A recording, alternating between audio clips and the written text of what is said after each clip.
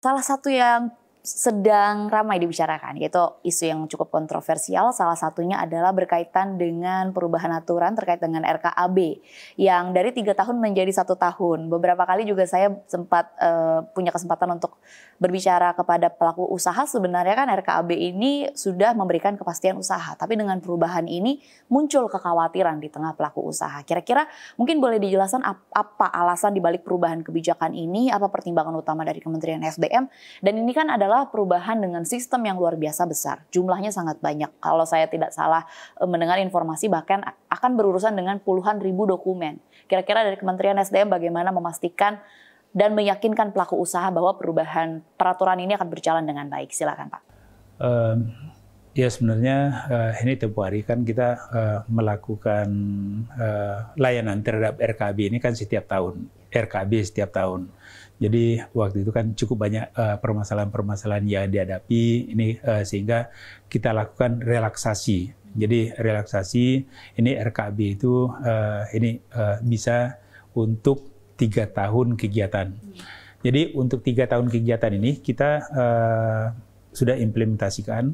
Ya ternyata dalam perkembangannya itu juga pada saat ini di rencana yang dilakukan oleh badan usaha untuk produksi rencana kerja dan anggaran biaya, ini kan total produksi ini cukup besar, itu kan ini terpisah-pisah. Jadi untuk batu bara itu kan kelihatan itu jumlah produksi yang cukup besar, ya kemudian untuk mineral itu sesuai dengan komoditasnya jumlah produksinya cukup besar.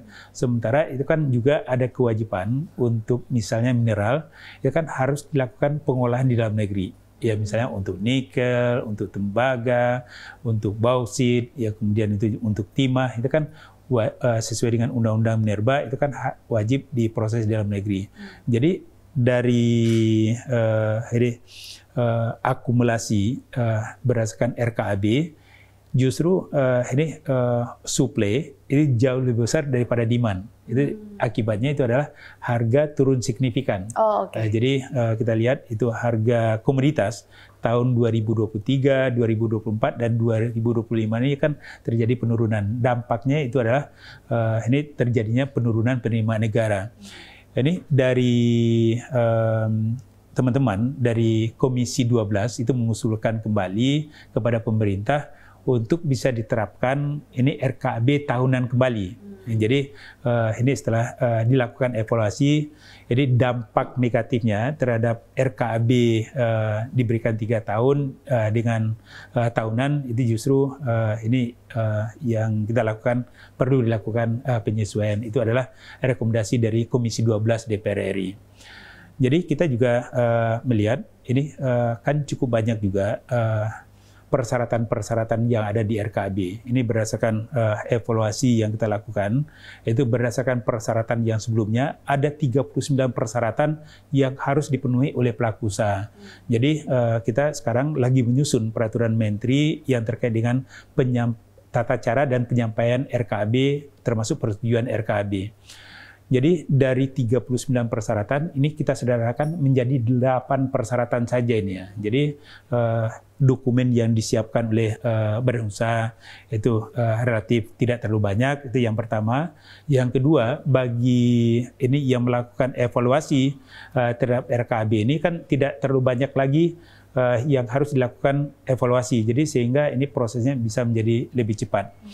Untuk penyampaian RKAB ini sudah bisa disampaikan setiap tahunnya adalah dari 1 Oktober itu sampai dengan akhir November, dan ini kalau ada kelengkapan data ini bisa dipenuhi dalam jangka waktu 1 bulan.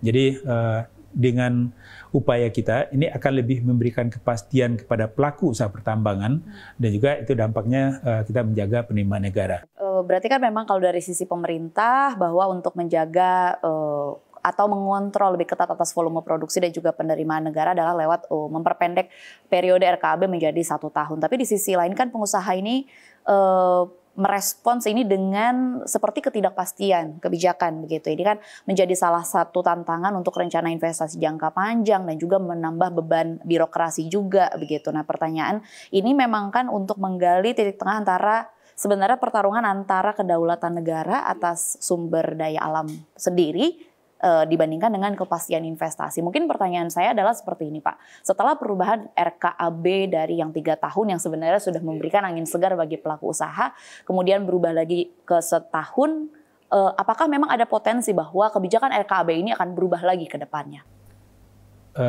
Jadi untuk ke depan, ya kita kan harus konsisten dan juga itu jangan terlalu sering itu ada perubahan-perubahan.